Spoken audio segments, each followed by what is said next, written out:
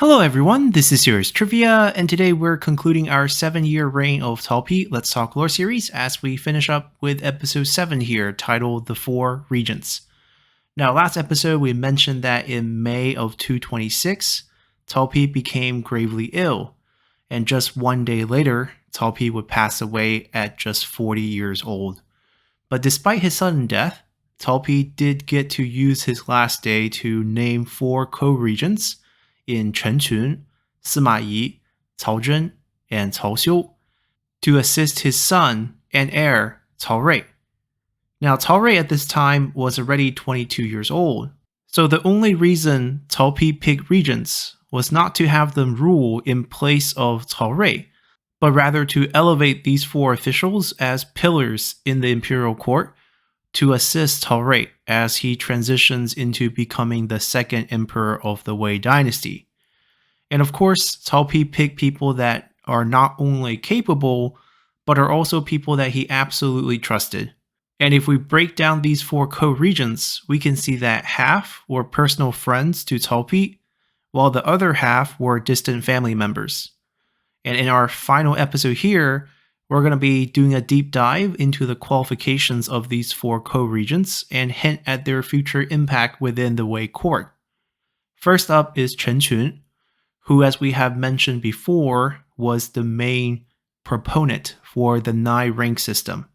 Hailing from the Chen gentry clan of Yinchuan, Chen Chun's grandfather, father, and uncle were all famous Confucian scholars and highly ranked government officials. Therefore, from a young age, Chen Chun joined the government, as he would get his start working under Taljin. Then, with Taotian's death, Chen Chun would work briefly under Liu Bei before Lü Bu took control of the Shu province. Then, once Cao Cao had defeated Lü Bu, Chen Chun would join Cao Cao's court, where he would soon stand out not only for his own talents, but also for his ability to discern the characters of others. More than once, Chen Chun would alarm Cao Cao that his appointments were problematic because the candidates had character flaws. And more than once, Chen Chun would be proven correct. So eventually, Cao Cao started to ask Chen Chun for recommendations on post assignments.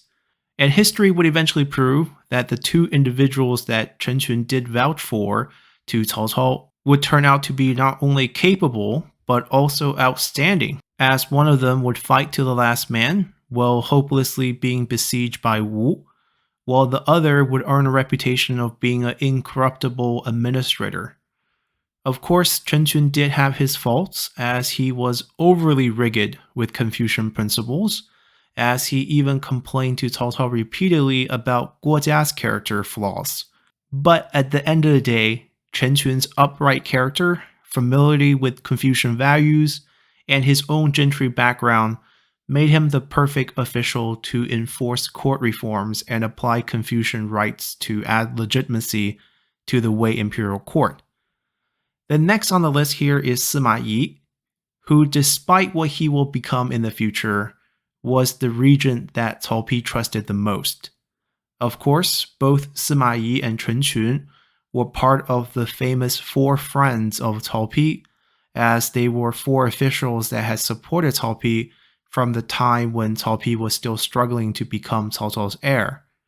Now, unlike Chen Chun, Sima Yi was much more military focused, as he would serve as Cao Cao's chief secretary during Cao Cao's final years. Then once Cao Pi took over, Sima Yi became his Xunyu, as Cao Pi would entrust Sima Yi with court matters, defense, and logistics whenever Cao Pi was personally away on campaign, in a similar setup as Cao Cao and Xunyu.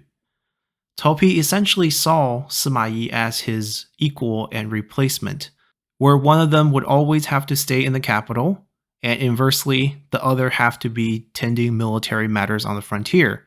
So if Cao Pi was in Luoyang tending to the court, then Sima Yi would be out east preparing the army against Sun Quan.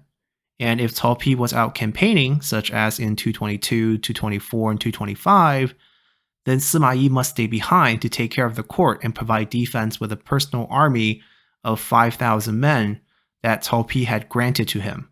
And at the same time, Sima Yi was the man that Cao Pi trusted to make sure that supplies and logistics to support the campaign were all in order. Therefore, Sima Yi's role as co-regent was to support Cao Rui on all military matters.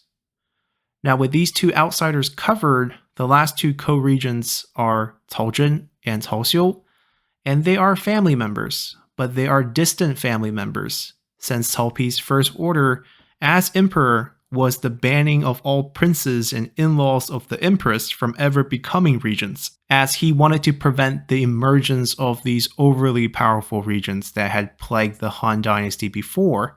And if we look at Taljin, we can even say that he's not actually a family member, since he was Cao Cao's adopted son.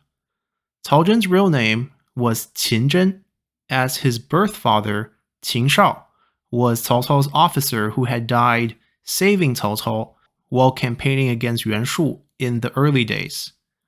Therefore, in honor of his father's sacrifice, Cao Cao adopted the young Qin Chun, as he was renamed Cao Zhen. But despite being adopted, Cao Cao and Cao Pi saw Cao Zhen as family, as Cao Cao would eventually hand over the command of his most elite unit, the Tiger and Leopard Cavalry, to Cao Zhen.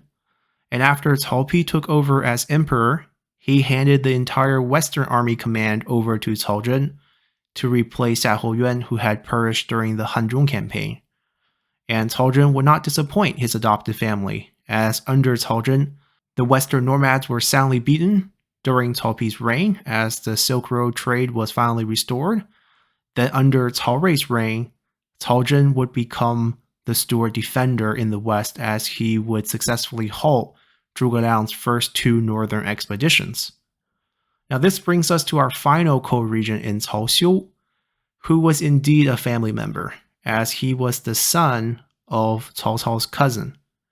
And while this relationship might seem a bit distant, Cao Pi saw Cao Xiu as a bigger brother, since when Cao Cao had first became a warlord in 190 and started to recruit troops to form his first army, Cao Xiu, who was just a teenager at the time, traveled halfway across China to join Cao Cao.